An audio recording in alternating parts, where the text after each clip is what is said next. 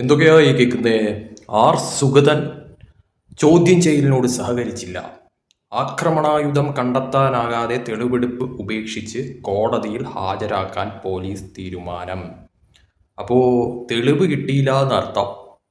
അപ്പോൾ തെളിവെടുപ്പ് ഉപേക്ഷിച്ചിട്ട് കോടതിയിൽ ഹാജരാക്കാൻ പോലീസ് തീരുമാനം എന്നുള്ളത് എന്തൊക്കെ കേൾക്കണം, എന്തൊക്കെ കാണാം. അപ്പോൾ തെളിവില്ലാതെ കോടതിയിൽ ഹാജരാക്കുന്ന തരത്തിലോട്ട് കാര്യങ്ങൾ മാറിക്കഴിഞ്ഞാൽ സുഗതന് ജാമ്യം കിട്ടുന്ന തരത്തിലോട്ട് കാര്യങ്ങൾ മാറത്തില്ല. തെളിവ് വലിയ പ്രധാനമെന്ന് പറയുന്നത്. അപ്പോൾ സുഗതനെതിരെയുള്ള കാര്യത്തിന് തെളിവ് വേണ്ടേ? ശരിക്കും പറഞ്ഞു തെളിവുണ്ടെങ്കിലല്ലേ സുഗതനെ കൊടുക്കാൻ പറ്റത്തുള്ളൂ, അല്ലെങ്കിൽ സുഗതനെ പിടിച്ചകത്തിടാൻ പറ്റത്തുള്ളൂ. തെളിവില്ല എന്നുണ്ടെങ്കിൽ കോടതിയിൽ നിന്ന് ജാമ്യം കിട്ടുന്ന തരത്തിലോട്ട് കാര്യങ്ങൾ മാറൂലേ?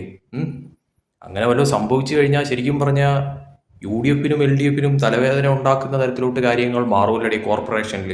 സുഗതന് വല്ലതും ജാമ്യം കിട്ടുന്ന തരത്തിലോട്ട് കാര്യങ്ങൾ മാറിക്കഴിഞ്ഞാൽ പെട്ടുപോകാൻ പോകുന്നത് യഥാർത്ഥത്തിൽ ശബരീനാഥനാണ്. അതായത് ശബരീനാഥൻ വെല്ലുവിളിച്ചിരിക്കുന്ന കാര്യം എന്താണെന്നുള്ളത് എല്ലാവർക്കും അറിയാവുന്ന ഒരു കാര്യം തന്നെയാണല്ലോ.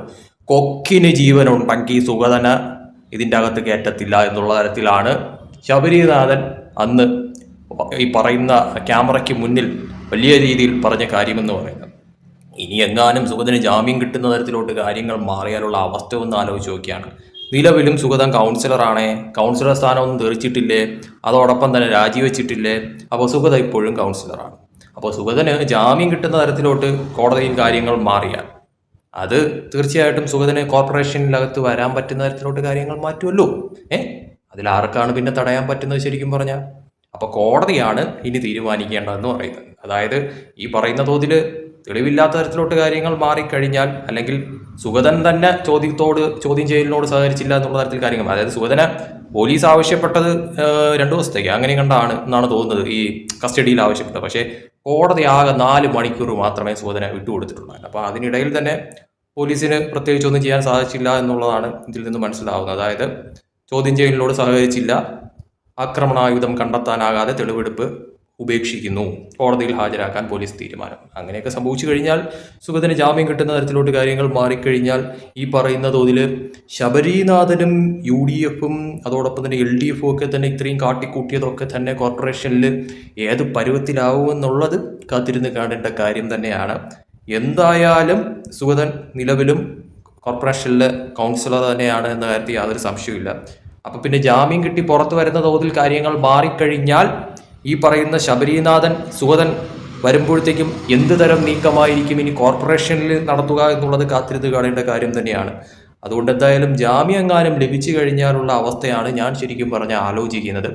കാത്തിരുന്ന് കാണാടെ എന്തായിരിക്കും ഇനി നടക്കാൻ പോകുന്നത്. സുഗതന് ജാമ്യം കിട്ടിക്കഴിഞ്ഞാൽ ശബരീനാഥൻ്റെയും അതോടൊപ്പം തന്നെ UDF-ൻ്റെയും LDF-ൻ്റെയും ഒക്കെ തന്നെ നീക്കങ്ങൾ ഏത് തരത്തിലൊക്കെ തന്നെ ആയിരിക്കുമെന്നുള്ളതും കണ്ടറിയാം.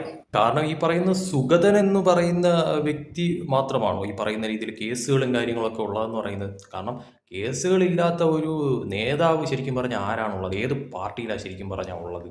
BJP-യിൽ, UDF-ൽ, കമ്മ്യൂണിസ്റ്റ് പാർട്ടിയിൽ, ഇതിലൊക്കെ തന്നെ ഏത് കേസെങ്കിലും ഇല്ലാത്ത ആരെങ്കിലും ഉണ്ടോ?